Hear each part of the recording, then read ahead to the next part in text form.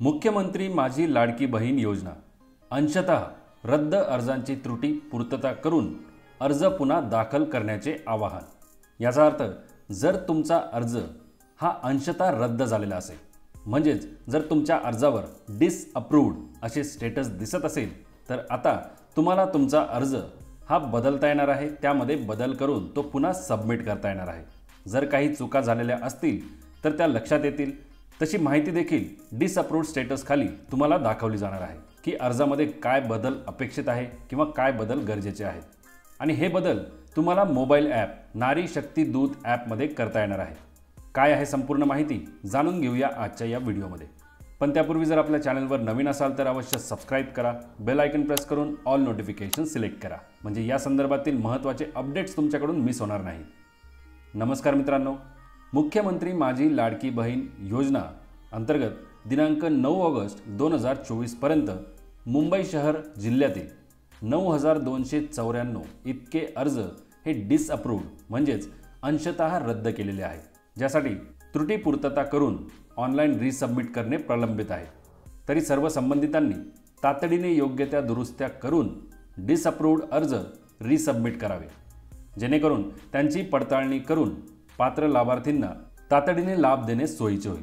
म्हणजे आता तुम्हाला ॲपवर जाऊन चेक करायचे आहे की तुमच्या अर्जाचे स्टेटस काय आहे। जर ते डिसअप्रूव्ड असेल तर तिथे रिसबमिटचा ऑप्शन सुद्धा तुम्हाला मिळेल। मित्रांनो, रिसबमिटचा ऑप्शन आल्यानंतर अर्जामध्ये कसे बदल करावे आणि ते पुन्हा सबमिट कसे करावे या संदर्भात ऑलरेडी आपल्या चॅनलवर एक नवा व्हिडिओ अपलोड करण्यात आलेला आहे, ज्याची लिंक तुमच्यासाठी या व्हिडिओच्या डिस्क्रिप्शन बॉक्समध्ये दिली आहे। तो व्हिडिओ नक्की बघा। कोणताही पात्र लाभार्थी मुख्यमंत्री माझी लाडकी बहीण योजनेच्या लाभापासून वंचित राहणार नाही असे आवाहन मुंबई शहर जिल्ह्यातील सर्व संबंधितांना जिल्हा प्रशासनातर्फे करण्यात येत आहे। मुख्यमंत्री माझी लाडकी बहीण योजनेअंतर्गत नारी शक्ती दूत या मोबाईल ॲपवरून ज्यांनी स्वतःचे व अन्य लाभार्थींचे अर्ज केले असतील, तुम्ही जर स्वतः अर्ज केला असेल तरी देखील या स्टेप्स तुम्हाला फॉलो करायच्या आहेत। जर तुम्ही दुसऱ्यांकडून फॉर्म भरून घेतलेला आहे, त्या महिलांना ज्यांनी तुमचा अर्ज भरून घेतला त्यांना या माहितीबद्दल सांगा, म्हणजे ते तुमचा अर्ज दुरुस्त करून देतील।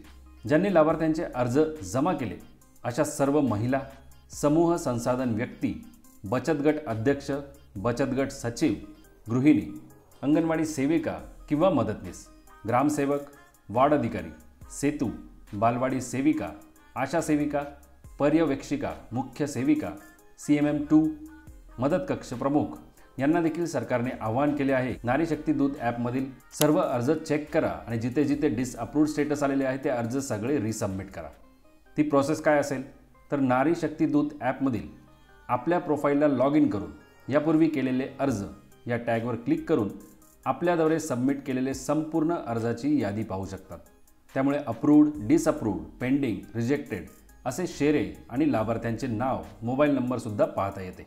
त्यामुळे सर्व संबंधितांनी डिसअप्रूव्ड असलेल्या सर्व लाभार्थ्यांना संपर्क करून अंशतः अर्ज रद्द होण्याचे कारण व्ह्यू रिझन या टॅबवर बघून त्याप्रमाणे आवश्यक कागदपत्रांची पूर्तता करून एडिट फॉर्म टॅबवर जाऊन यापूर्वी केलेल्या नोंदी चुकीच्या असतील तर त्या दुरुस्त करून फॉर्म रिसबमिट करावा। यामध्ये फक्त फॉर्म एकदाच एडिट करता येईल याची नोंद घ्यावी।